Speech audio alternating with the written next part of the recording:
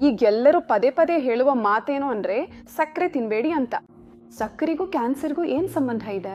ನಾನು ನಿಮಗೆ ಸುಲಭವಾಗಿ ವಿವರಿಸ್ತೀನಿ. ನಾವು ಕ್ಯಾನ್ಸರ್ ಚಿಕಿತ್ಸೆ ವೇಳೆ ಮೂಲಭೂತವಾಗಿ ಮಾಡೋ ಪರೀಕ್ಷೆ ಯಾವುದು ಅಂದ್ರೆ ಪೆಟ್ ಸ್ಕ್ಯಾನ್ ಮಾಡಿಸ್ತೇವೆ. ಹಾಗಾದ್ರೆ ಪೆಟ್ ಸ್ಕ್ಯಾನ್ ನಲ್ಲಿ ಏನ್ ಮಾಡ್ತಾರೆ ಅಂದ್ರೆ ಒಂದು ರೇಡಿಯೋ ಆಕ್ಟಿವ್ ಪದಾರ್ಥವನ್ನ ದೇಹಕ್ಕೆ ಒಳಗ್ ಹಾಕ್ತಾರೆ. ಅದನ್ನು FDG ಅಂತ ಸರಿ. ಅದನ್ನು ಫ್ಲೂರೋಡಿಯಾಕ್ಸಿ ಗ್ಲೂಕೋಸ್ ಅಂತಾರ. ಇದು ಗ್ಲೂಕೋಸ್ ಅಣು. ಕ್ಯಾನ್ಸರ್ ಕೋಶಗಳು ಸಾಮಾನ್ಯ ಕೋಶಗಳಿಗಿಂತ ಈ ಗ್ಲೂಕೋಸ್ ಅನ್ನು 10 ರಿಂದ 12 ಪಟ್ಟು ಹೆಚ್ಚು ಹೀರ್ಕೊಳ್ಳುತ್ತವೆ. ಸರಿ. ಹಾಗಾಗಿ ಆ ಭಾಗವನ್ನೆಲ್ಲ ತುಂಬಾ ಪ್ರಕಾಶಮಾನವಾಗಿ ಕಾಣಿಸುತ್ತದೆ. ಹೀಗಾಗಿ ಇದರಿಂದ ನಿಮಗೆ ಅರ್ಥವಾಗೋದು ಏನಂದ್ರೆ ಸಾಮಾನ್ಯ ಕೋಶಗಳಿಗಿಂತ ಕ್ಯಾನ್ಸರ್ ಕೋಶಗಳಿಗೆ ಗ್ಲೂಕೋಸ್ ಹೆಚ್ಚು ಬೇಕು, ಹೆಚ್ಚು ತೆಗೆದುಕೊಳ್ತವೆ.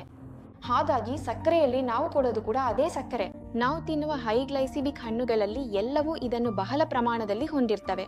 ಹಾಗಾಗಿ ನಾವು ಅದನ್ನು ಸೇವಿಸಿದಾಗ ಈ ಸಕ್ಕರೆ ಅಣುಗಳನ್ನು ಎಲ್ಲ ಕ್ಯಾನ್ಸರ್ ಕೋಶಗಳು ಶೋಷಿಸಿಕೊಂಡು ಬೇಗನೆ ವಿಭಜನೆಗಾಗಲು ಪ್ರಯತ್ನಿಸ್ತವೆ. ಹೇಗೆ ಅಂದ್ರೆ ಸಕ್ಕರೆಯಲ್ಲಿ ನಾವು ಹೇಳಿದಂತೆ ಇನ್ಸುಲಿನ್ ಬಿಡುಗಡೆ ಆಗ್ತದೆ.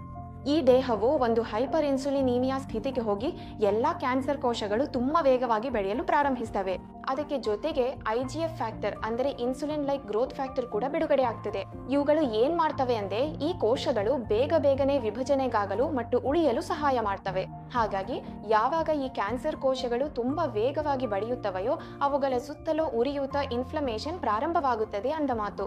ಯಾಕೆಂದ್ರೆ ಈ ವೇಗವಾಗಿ ವಿಭಜನೆ ಆಗುವಾಗ ಅಂತಿಮ ಉತ್ಪನ್ನವಾಗಿ ಲ್ಯಾಕ್ಟಿಕ್ ಆಸಿಡ್ ಬಿಡುಗಡೆ ಆಗ್ತದೆ. ಹಾಗಾಗಿ ಇದು ಉರಿಯೂತಕ್ಕೆ ಮುಖ್ಯ ಕಾರಣ. ಈ ಉರಿಯೂತವನ್ನ ಕಡಿಮೆ ಮಾಡಲು ನಮ್ಮ ದೇಹದಲ್ಲಿ ರೋಗ ನಿರೋಧಕ ಶಕ್ತಿ ಇಮ್ಯುನಿಟಿ ಬೇಕಾಗ್ತದೆ. ಆದ್ರೆ ಉರಿಯೂತ ಎಷ್ಟು ಹೆಚ್ಚಾಡುತ್ತದೋ ಅಷ್ಟೇ ರೋಗ ನಿರೋಧಕ ಶಕ್ತಿ ಕಡಿಮೆ ಆಗ್ತದ. ಸರಿ. ಈ ನ್ಯಾಚುರಲ್ T ಸೆಲ್ಸ್ ಅಂತಾರೆ, ಸೈಟೋಕೈನ್ಸ್ ಅಂತಾರೆ, ಇವೆಲ್ಲ ಕಡಿಮೆಯಾಗಿ ದೇಹದ ರೋಗ ನಿರೋಧಕ ಶಕ್ತಿ ಕುಗ್ಗಿ ಕೋಶಗಳು ವೇಗವಾಗಿ ಬೆಳೆಯುತ್ತವೆ.